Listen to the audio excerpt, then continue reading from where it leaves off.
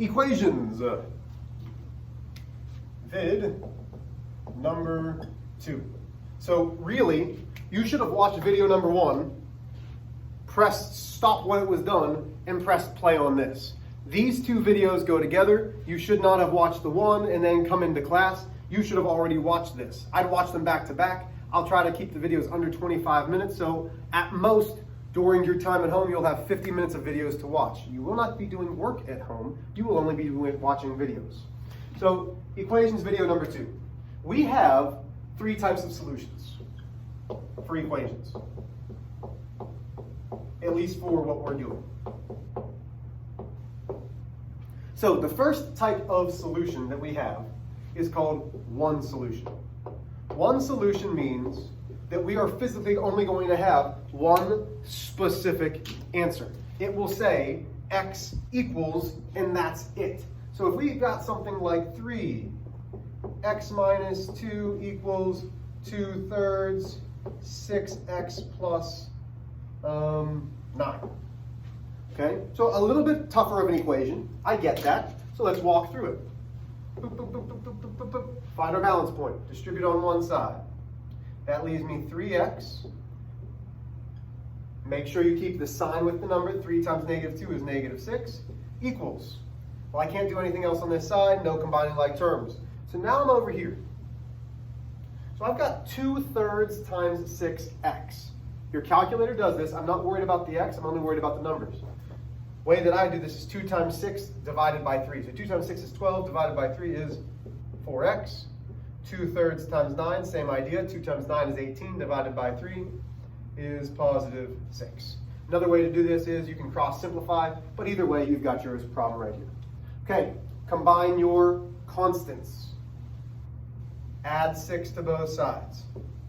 That leaves me 3x equals 4x plus 12. Okay, move your variable. Well, I'm moving the bigger variable because I need to get it by itself. So when I subtract 4x, that leaves me -1x equals 12. So to isolate that -1x, I have to divide both sides by -1. X equals -12. The only solution that works for this equation is -12. To make it balance, the only thing that works is that -12. Okay? So that's what we mean when we say one solution. I really hate this room already. I'm looking around, guys, and I've spent about an hour in here. And just like the first video, because I'm making them right now, nothing is done whatsoever. Like, this room is, first off, there's still stuff over here. This isn't mine. If by Friday it's not gone, I'm throwing it away. I don't even know what it is. It's going to be in the garbage because I don't want it. And there's a smart board that's hanging up there. This is amazing. Amazing, guys. Amazing. But anyway, so we've got one solution. Now I'm curious. Where is my hookup for? I wonder where my hookup is to hit that projector. Huh. I'll have to ask Mr. Schlittling.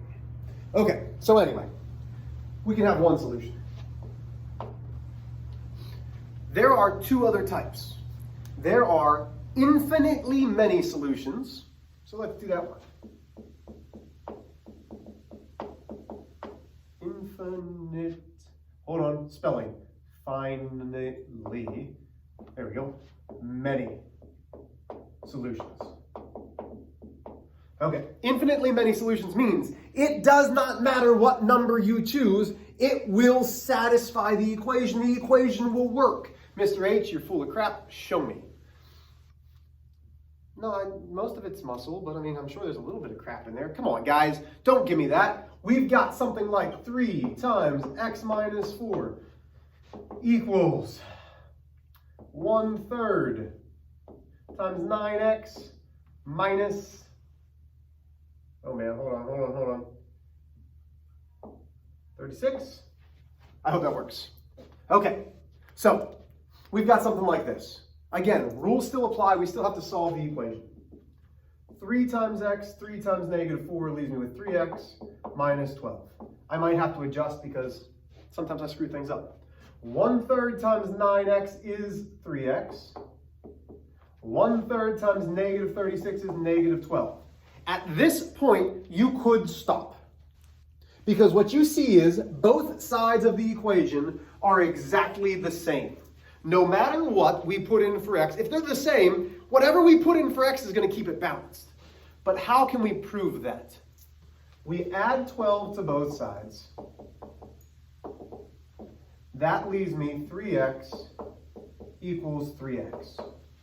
When you solve an equation, and the equation is exactly the same at the end, because I can't do anything else here. 3x equals 3x. They are the same.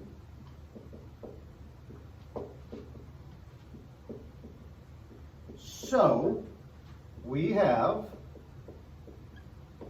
infinitely many solutions. Because again, if I put in 7 for both x's, 3 times 7 is 21, 3 times 7 is 21, that works. 4, 3 times 4 is 12, 3 times 4 is 12, works. Negative 12, 3 times negative 12 equals negative 36, 3 times negative 12 equals negative 36, it works. No problems. The last thing that we're going to get is no solution. Okay, this is a little bit trickier. No solution physically means that no matter what you solve or what you try to do, you will not be able to find a real number. And it should really be no real solution, because it probably does have a solution, but we're in algebra, you're not going to get into imaginary numbers, so we're just going to say no solution. So let's do pretty much the same problem.